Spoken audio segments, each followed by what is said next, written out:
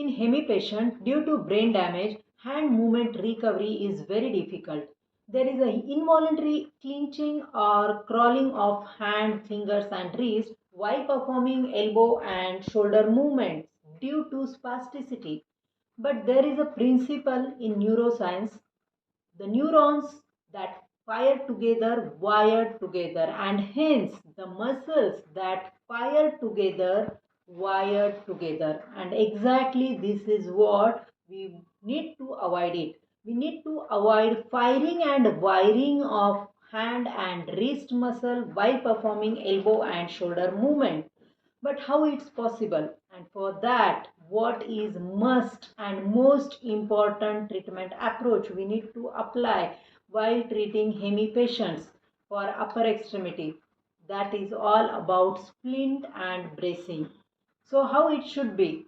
Splints should be rigid. It should not be soft. This is most important thing, because even there are many splints which give good support, but while performing movement, due to the soft structure, even in that splint, hand goes in crawling or in clinching position, and that's the reason rigid splint is most important part. At the same time, the next important part of the splint, it should be lightweight so that patient can easily able to perform the movement with that splint. The next important point, and this is again the most important point, is with that splint, the thumb should be in abducted position. It should not be in a same plane with all the fingers, because when thumb is in abducted position with that proper rigid lightweight splint, the thumb opening is very well possible, and that actually avoid the clenching or crawling of the all fingers altogether.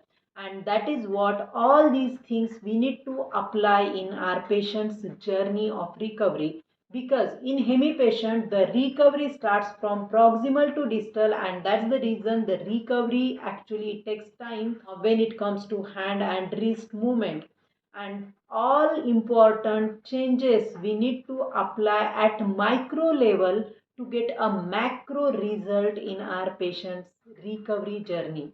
Thank you.